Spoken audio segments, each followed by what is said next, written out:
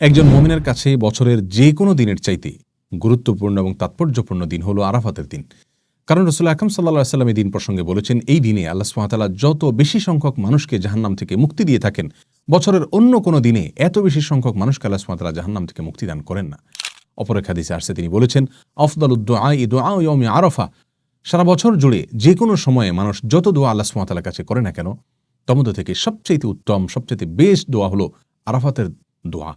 প্রিয় দর্শক, আরাফাতের দিনে যারা আরাফাতের ময়দানে অবস্থান করেন, অর্থাৎ হাজী সাহেবগণ, তাদের জন্য রাসূল আকরাম সাল্লাল্লাহু আলাইহি ওয়াসাল্লাম অনেকগুলো আমলি কথা বলেছেন, বাতলেছেন। আর যারা আরাফাতের দিনে আরাফাতের ময়দানে অবস্থান করছেন না, বরং পৃথিবীর বিভিন্ন প্রান্তে ছড়িয়ে ছিটিয়ে আছেন, যারা হজ করছেন না, তাদের জন্য আরাফাতের দিনে বিশেষ কোনো করণীয় আছে কিনা, আজ আমরা সে বিষয়ে আলোকপাত করতে চাই। প্রিয় দর্শক, এ প্রসঙ্গে শুরুতেই বলতে চাই, আরাফাতের দিনে যারা হজ করছেন না, তাদের জন্য সবচেয়ে গুরুত্বপূর্ণ আমল হলো ওই দিনে নফল সিয়াম পালন করা, নফল সিয়াম রাখা। এ প্রসঙ্গে সহিহ মুসলিমের হাদিসে আসছে, রাসূল আকরাম সাল্লাল্লাহু আলাইহি ওয়াসাল্লাম ইরশাদ করেছেন, সিয়াম ইয়াউমি আরাফা আহতাসিবু আলাল্লাহি আন ইউকাফিরা আস-সানাতা আল্লাতী ক্বাবলাহু ওয়াল্লাতী বা'দাহু।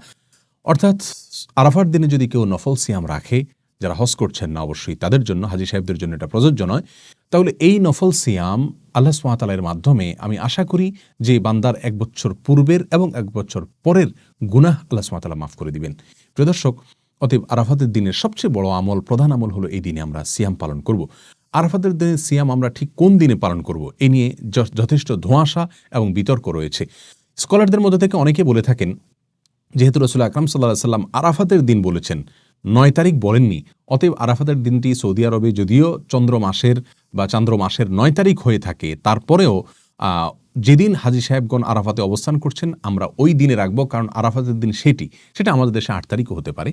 আর অনেক স্কলারগণ বলেছেন, রাসূল আকরাম সাল্লাল্লাহু আলাইহি ওয়াসাল্লাম আরাফাতের দিনে সিয়াম রাখতে বলেছেন, আর আরাফাতের দিন যেহেতু 9 তারিখ হয়ে থাকে, অতএব 9 তারিখকেই তিনি মূলত উদ্দেশ্য করেছেন, বুঝিয়েছেন। বিধায় আমরা পৃথিবীর যে প্রান্তে থাকি না কেন, আমরা 9 তারিখে রাখবো। আমাদের দেশে যেদিন 9 তারিখ সেদিন রাখবো, সেদিন সৌদি আরবে ঈদের দিনও হতে পারে। যাই হোক, এখানে দুটি মত আমরা দেখতে পাচ্ছি। এই দুটি মতের কোনোটি রাসূল আকরাম সাল্লাল্লাহু আলাইহি ওয়াসাল্লামের সুস্পষ্ট কোনো হাদিস দ্বারা সরাসরি সমর্থিত নয়, বরং এই দুটি মতই গবেষণামূলক। আমরা যেই মতটি আমাদের কাছে বেশি যৌক্তিক মনে হবে সেটার উপর আমরা আমল করতে পারি।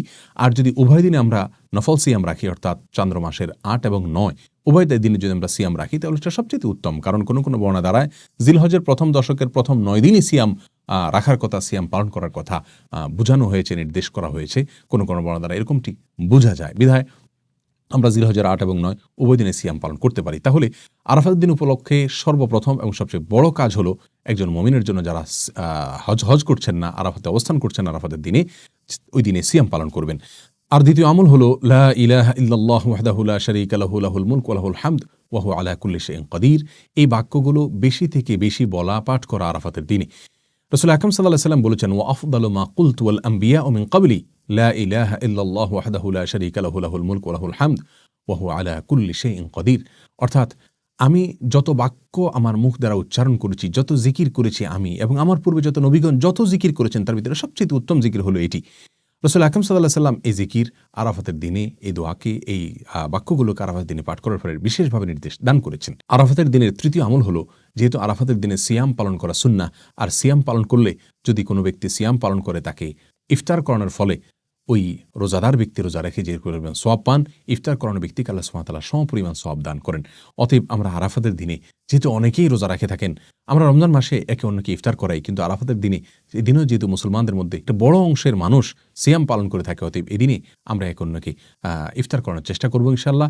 এই আমলটি আরাফাতের দিনের জন্য নির্দিষ্ট নয়, খাস নয়, বরং এটি যে কোনো সময় আমার কোনো মুমিন ভাই, কোনো মুমিন বোন যখন সিয়াম পালন করবেন, তখন তাকে ইফতার করানোর আমলটি ভ্যালিড থাকবে এবং প্রযোজ্য হবে। যেহেতু আরাফাতের দিনে অনেক বেশি মানুষ নফল সিয়াম রাখে, বিধায় এই দিনে এই আমলটির কথা আমি যদিও স্মরণ করিয়ে দিলাম।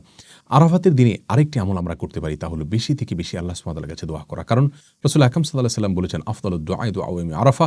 আরাফাতের দিনের দোয়া হলো সারা বছরের যে কোনো দিনের মধ্যে সবচেয়ে উত্তম, সবচেয়ে বেস্ট দোয়া। অতএব এই দিনে আমরা আল্লাহ সুবহানাহু ওয়া তাআলার কাছে বেশি বেশি করে দোয়া করব। আল্লাহ সুবহানাহু ওয়া তাআলা আমাদের সকলকে আরাফাতের দিনে নফল সিয়াম পালন করা এবং লা ইলাহা ইল্লাল্লাহু ওয়াহদাহু লা শারীকা লাহু লাহুল মুলকু ওয়া লাহুল হামদু ওয়া হুয়া আলা কুল্লি শাইইন কাদির, এই বাক্যগুলো পাঠ করা এবং এই দিনে বেশি থেকে বেশি আল্লাহ সুবহানাহু ওয়া তাআলার কাছে দোয়া করা, আল্লাহ সুবহানাহু ওয়া তাআলার কাছে ক্ষমা চাওয়া। যেহেতু জাহান্নাম থেকে আল্লাহ সুবহানাহু ওয়া তাআলা মুক্তি অনেক মানুষকে দান করে থাকেন, যদিও এটা বেশিরভাগ ক্ষেত্রে এটা হাজী সাহেবদের জন্য, যারা আরাফাতের মধ্যে অবস্থান করছেন তাদের জন্য প্রযোজ্য। তারপর আমরা যারা বাইরে আছি তারাও আল্লাহ সুবহানাহু ওয়া তাআলার কাছে মুক্তি চাইতে পারি। সেই সাথে যারা সিয়াম পালন করে থাকেন আমাদের আশেপাশে জানাশোনা, আমাদের নিকটাত্মীয় অথবা প্রতিবেশীদের মধ্যে থেকে, যে কোনো মুসলমানদের মধ্যে থেকে তাদেরকে আমরা এই দিনে ইফতার করার চেষ্টা করবো। আল্লাহ সুবহানাহু ওয়া তাআলা আমাদের সকলকে আরাফাতের দিনের সমস্ত মর্যাদাগুলোকে নিজের করে নেওয়ার তৌফিক দান করুন এবং আমাদের যে সমস্ত ভাইরা আরাফাতের দিনে আরাফাতের ময়দানে অবস্থান করছেন, আল্লাহ সুবহানাহু ওয়া তাআলা তাদের সমস্ত দোয়াগুলোকে, সমস্ত নেক আমলগুলোকে, সমস্ত ইবাদতবন্দিকে, সমস্ত সুন্নাহগুলোকে কবুল এবং মঞ্জুর করেন। জাযাকুমুল্লাহু খায়রা। আসসালামু আলাইকুম ওয়া রাহমাতুল্লাহি ওয়া বারাকাতুহু।